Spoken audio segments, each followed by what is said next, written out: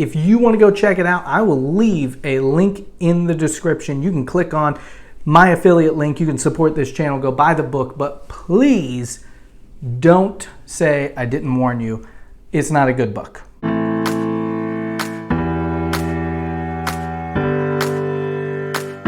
Hey, what's up? It's Gene Clark, and normally when I bring you a book summary, it is a book I've enjoyed and I want to share the takeaways I've gathered from that book. But today's book is going in a different direction. I want to save you time because you do not need to read this book. The book is called How to Live on 24 Hours a Day by Arnold Bennett. It was written in 1908, and unlike a few books that were written after the turn of the century, such as As a Man Thinketh or Think and Grow Rich, this book does not stand the test of time. And no, it isn't just because some of the ways it explains things is a little outdated or some of the examples it gives are a little outdated. It's just not a good book. It sounds like it should be. How to Live on 24 Hours a Day.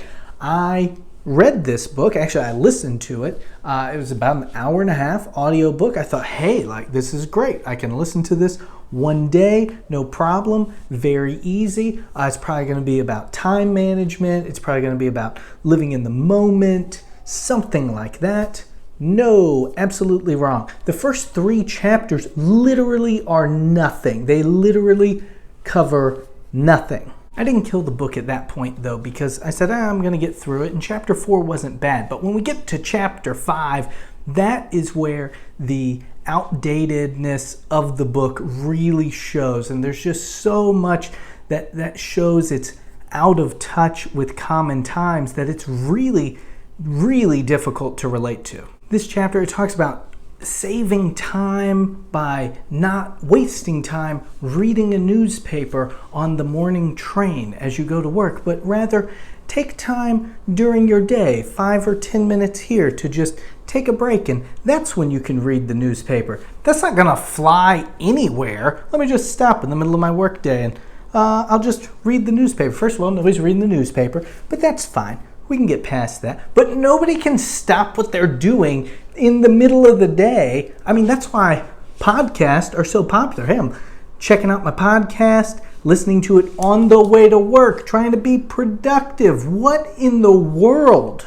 And it just continues to go on. It's talking about taking the time in your evening while you're smoking your pipe to think about different things. Talking about how if you're going out and meeting a girl, that maybe you should consider meeting one close to you because you don't want to be spending an hour on the train going to see her and then an hour going back to the city and then an hour taking her home, an hour coming back. What in the world does this? No wonder he couldn't live on 24 hours a day and he had to write this book. He's spending 4 hours a day on a train, and then he's spending this time not reading the newspaper when he's not doing anything else on the train. And then the book has the nerve to lecture you about how you need to be thinking. And if you choose to think, you should think about things that are worth thinking about and not nonsensical things. Why? The book was so frustrating. I was just extremely disappointed.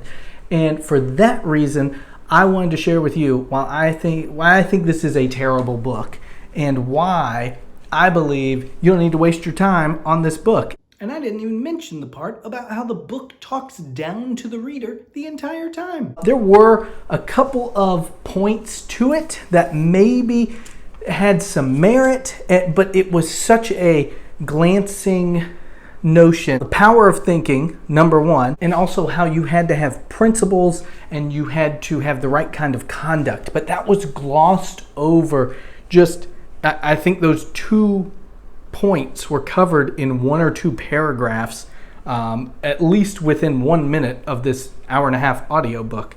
And it's just so disappointing how out of touch this book was. And I just felt like I have wasted so much of my time, and I try to make sure it's going to be a quality book, and I try to make sure I have something to share with you. But we're just going in a different direction because I'm fired up about how terrible this book was. But hey, If you want to go check it out, I will leave a link in the description. You can click on my affiliate link. You can support this channel, go buy the book, but please don't say I didn't warn you. It's not a good book. But you can still click the link, sign up for Audible, and get 2 free books that way and help support the channel that way as well.